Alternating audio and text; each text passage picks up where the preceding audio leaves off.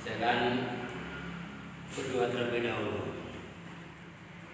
Bapa yang di surga, kami mengucapkan syukur dan berterima kasih kepada Tuhan Yesus oleh karena kami sebagai hamba-Mu boleh menyampaikan firman Allah. Biarlah itu akan hadir memberkati kami semua dan memberkati jemaat-Mu yang ada di Gereja Sedang Jemaat Allah di Belangu. Di dalam nama Yesus kami berdoa dan mengucapkan syukur. Amin. Di dalam Markus pasal yang ke-15 ayat yang ke-33 bunyinya demikian. Pada jam 12 kegelapan meliputi seluruh daerah itu dan berlangsung sampai jam 3. Dan pada jam 3 berserulah Yesus dengan suara nyaring, Eloi, Eloi lama sabachthani, yang artinya, Allahku, Allahku, mengapa engkau meninggalkan aku? Mendengar itu, beberapa orang yang berdiri di situ berkata, lihat, ia memanggil Elia. Maka datanglah seorang dengan bunga karang, mencelupkannya ke dalam anggur asam, lalu menyejukkannya pada sebatang bulu dan memberi Yesus minum serta berkata, baiklah, kita tunggu dan melihat apakah Elia datang untuk menurunkan dia. Lalu berserulah Yesus dengan suara nyaring dan menyerahkan nyawanya. Ketika itu tabir bait suci terbelah dua dari atas sampai ke bawah. Waktu kepala pasukan yang berdiri berhadapan dengan dia melihat matinya demikian, berkatalah ia, sungguh orang ini adalah anak Allah.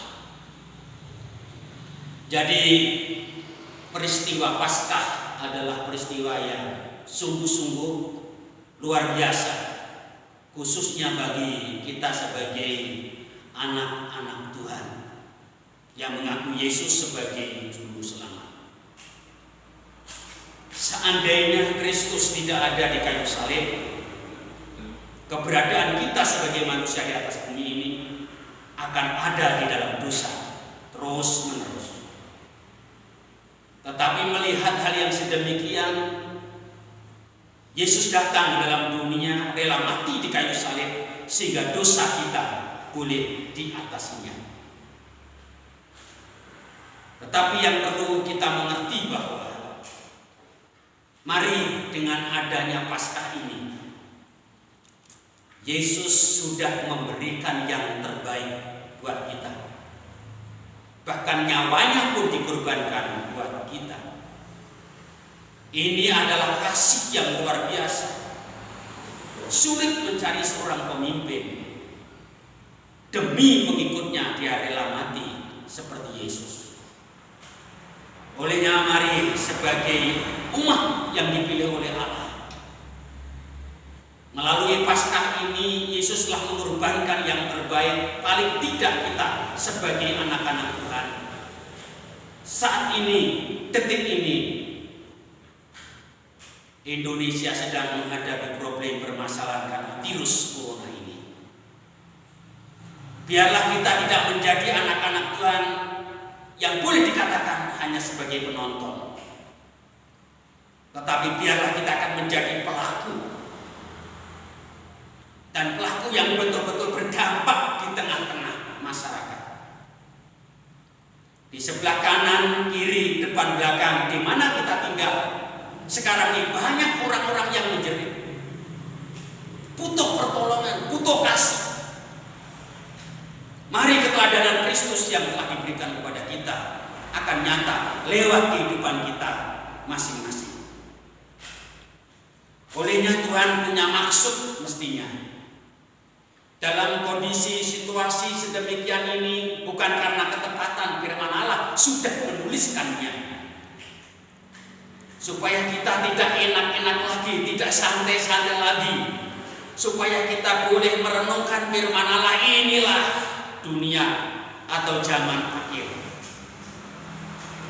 Kadangkala dalam hidup kita sebagai anak-anak Tuhan, kita maunya yang mulus-mulus, maunya yang enak-enak, maunya yang lurus-lurus saja.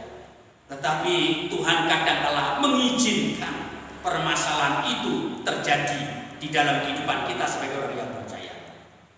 Contohnya pada saat umat Israel pada saat itu tidak selamanya dalam kehidupan di zona nyaman, tetapi dia diizinkan di padang gunung, diizinkan dia menghadapi satu permasalahan, dan harus dia dihadapkan dengan satu hal yang sangat-sangat tidak sesuai dengan harapan dan tidak sesuai dengan keinginannya. Tetapi Tuhan sanggup merubah situasi kondisi yang sulit itu menjadi hal yang luar biasa. Di balik permasalahan ini, marilah saya ajak untuk jemaat di Delanggu ini.